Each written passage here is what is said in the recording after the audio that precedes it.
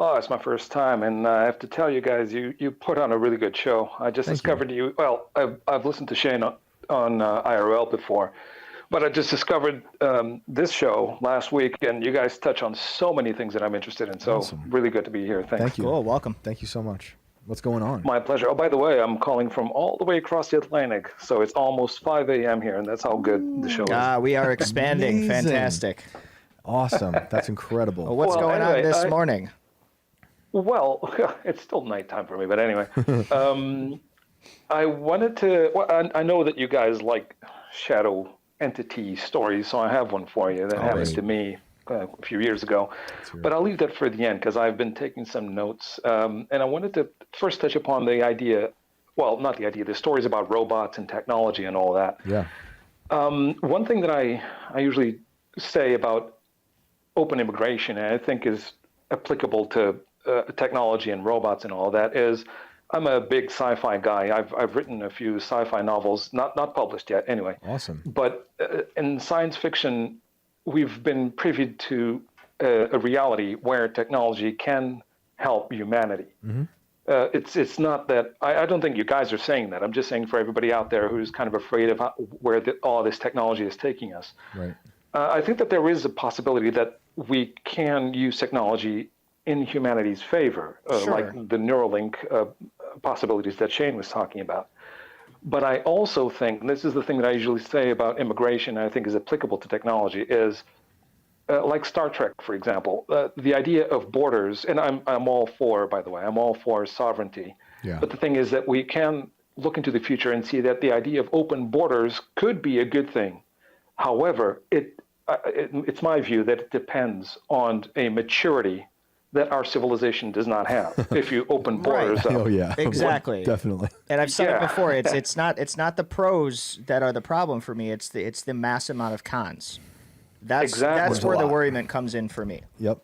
Yeah, and living in Western Europe, the same thing that's happened in the U.S. is happening all over. I mean, what happens is you open borders, and then a segment of the population travels to that specific country, and then just wear out resources without any consideration for the culture that was inhabiting that place there. And I usually compare this to going to someone's house. If you go to someone's house, you live by their rules, you do what they say, not the other way around. But anyway, again, maturity, civilizational maturity.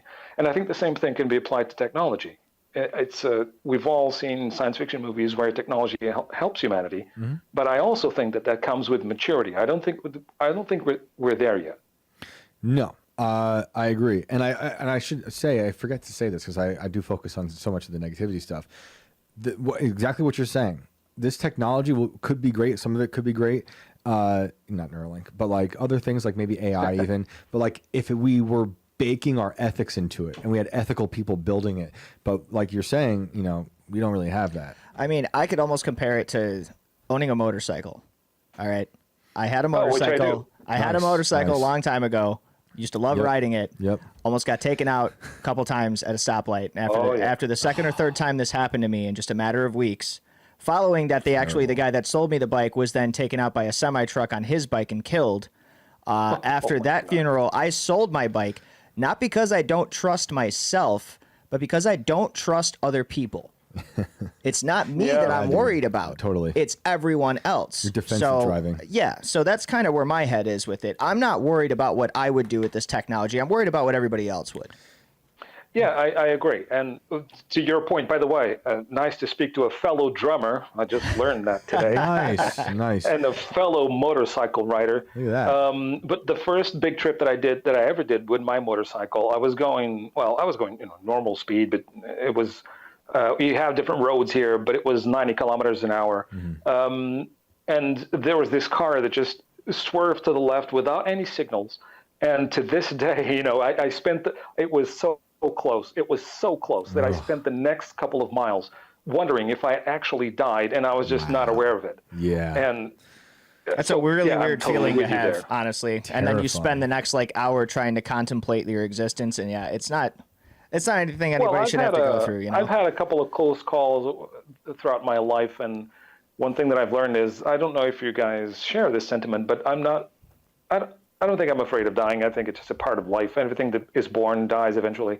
But anyway, it was just the fluke of it, the not being ready for it, which you probably aren't at any point. Yep. But it was so sudden. Anyway, that's totally agree. one point that I wanted to make about technology. I think it can work for us, but it does. For that to happen, we need a maturity that we are. I don't think we're there yet. In any case, the other thing that you mentioned, Shane, was yesterday was Alex Jones and COVID. What I've been marginalized for. Well, I wouldn't say defending, but even not attacking Alex Jones when everybody else is attacking Alex Jones, just not being part of that bandwagon has given me a lot of grief. Yeah. And what I usually tell people is now that everybody's seeing that he is not just a lunatic. I mean, he presents himself as kind of a lunatic, but he is not just that. It's not as simple as that. He's been right on so many fronts. What I usually tell people is this, and feel free to steal this if it works for you. Imagine telling someone that's close to you the same thing over and over and over and over again, and that person, even though it's for their own good, they don't give you the time of day. Yeah. After a few years, you're going to go a little nuts.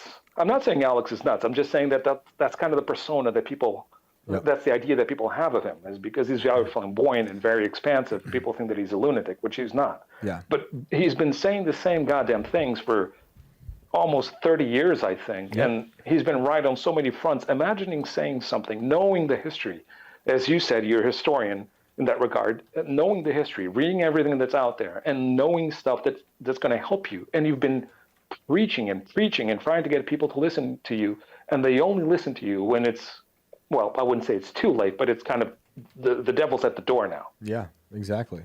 You know, I think that's a lot of it. People looked at Alex like a caricature. He's a cartoon.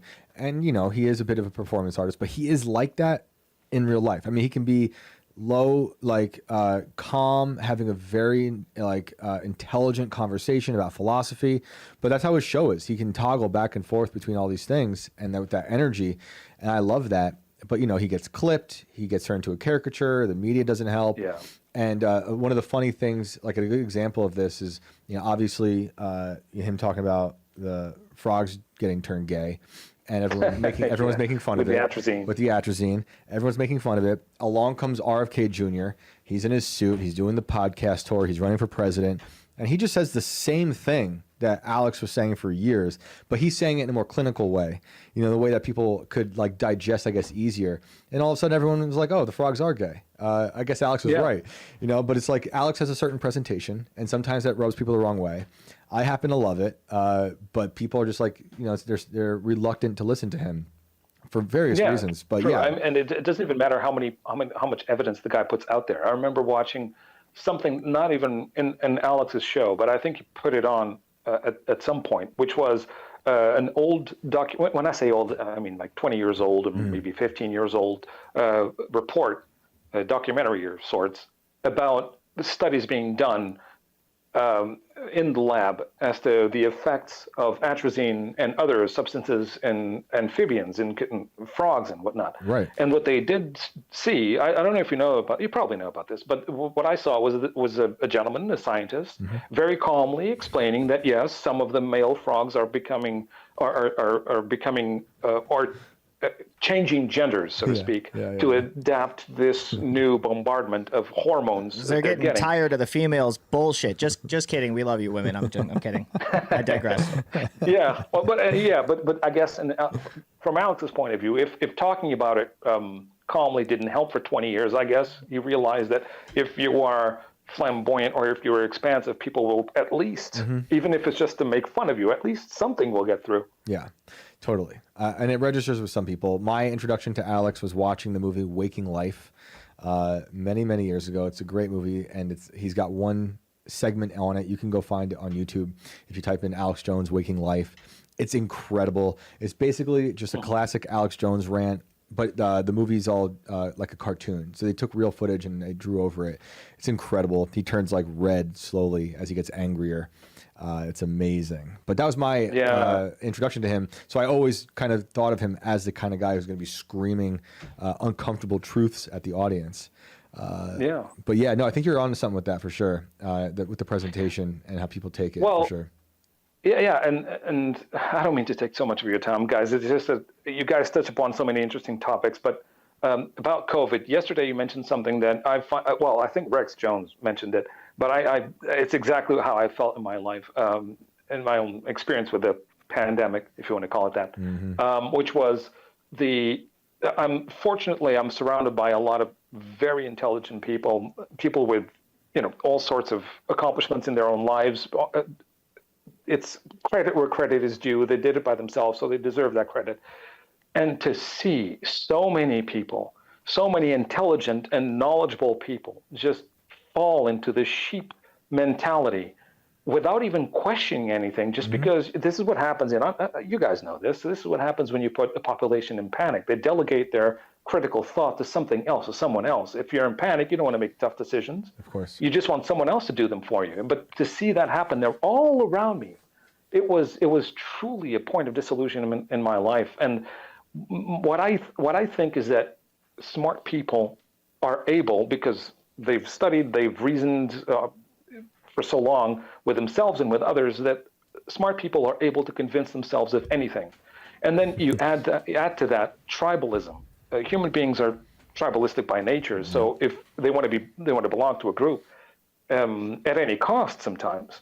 So if you have that tribal mentality and you are all very smart, you are able to convince yourself that the tribe is right. You are able to find the arguments, even though it's a complete falsehood. But because you don't want to leave your comfort zone and make tough decisions when you're in a panic, you just delegate that critical thought to someone else or to some sort of entity or institution, and then you can reason your way through it to make them right, even when they aren't. And the cognitive dissonance is just, oh my God.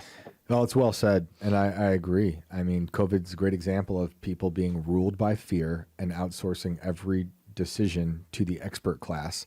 The expert class was completely one of the first casualties of COVID.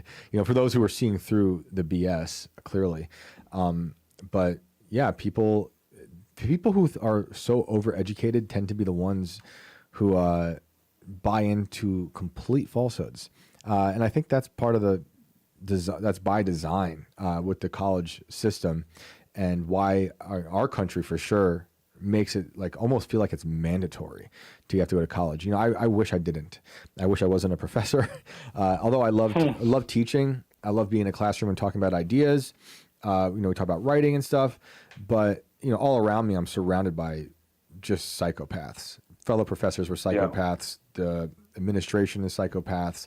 People are paying so much money for this bogus education to just become a so-called expert in something, whether it's, gender studies or medieval times, which is kind of cool, but it's useless. No offense to you guys. I have many useless degrees. Unfortunately, I paid for some of them a lot of money.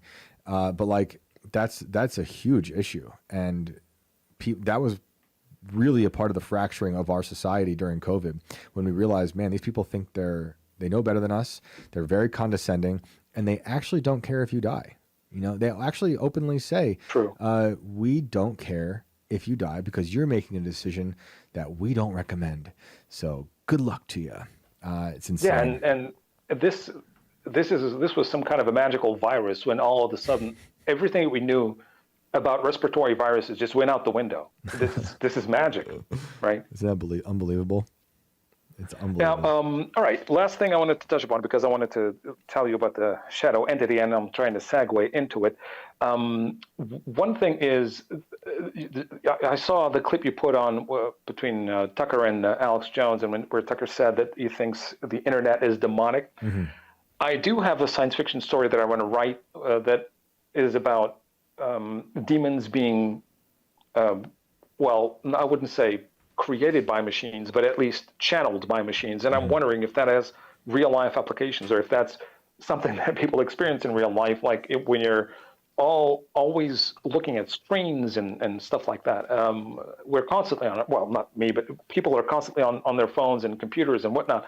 And I tend to think that some of my worst thoughts come to me when I'm looking at a screen. And this got me thinking maybe there's some sort of channeling there. If there is such a thing, which I don't really know if there is, and I'll touch upon that when I tell the story about the shadow entity. I don't know if there is a if we can, whatever it is that we call demonic, I don't know if they're demons or not or something else, but it does seem to, technology or screens do seem to kind of channel bad thoughts. Am I the only one?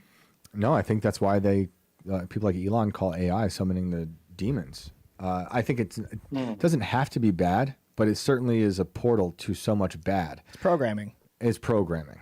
That's a lot of what they're talking about. Programming. It's a Hydra solution. That is actually a lot of what they talk about in the Tucker. Basic brainwashing. Yep, it is a tool of like MK Ultra almost.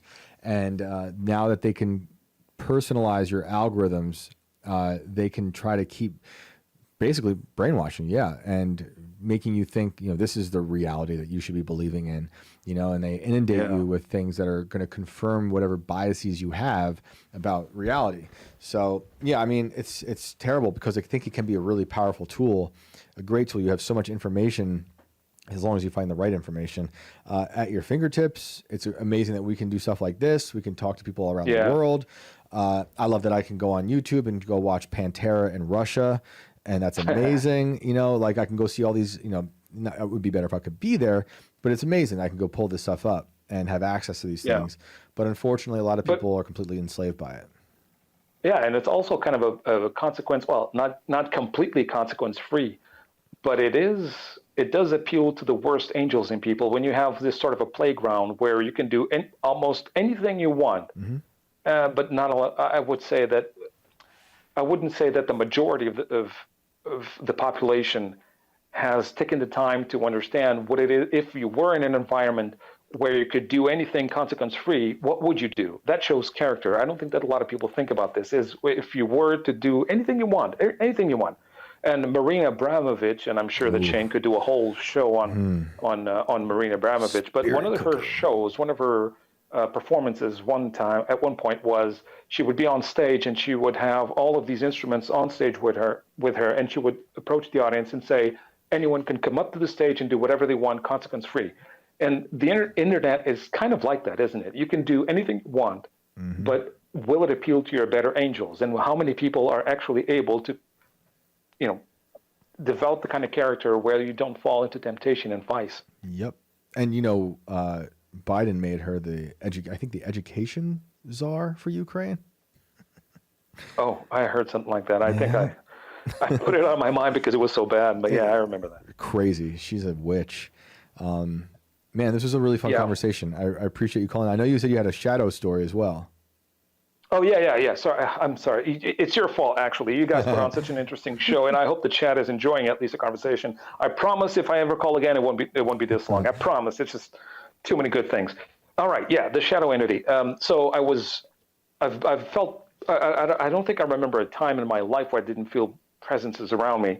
Even right now, as I'm talking to you, I understand that there's some out there, but and I don't know if feeling is the right word. I usually say that I can see them, but it's not with my eyes. It's like a memory. When you remember what you did yesterday, you're not seeing what you did yesterday. The images are in your mind. So anyway, the point being that I was like 14, and I remember I had a rough night. One of those nights where you're not being able to sleep very well. And I woke up and everything was dark, really dark, darker than it should, because there's always a little bit of light coming through my window.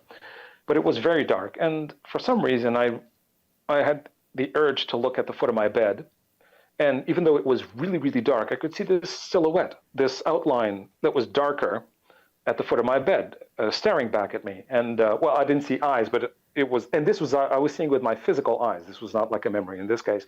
It was my physical eyes. I was seeing that. And I thought to myself, this lasted milliseconds, but I thought to myself, maybe I've dreamt of something, and this is kind of an optical illusion of sorts. So I moved my eyes around, and the thing stayed.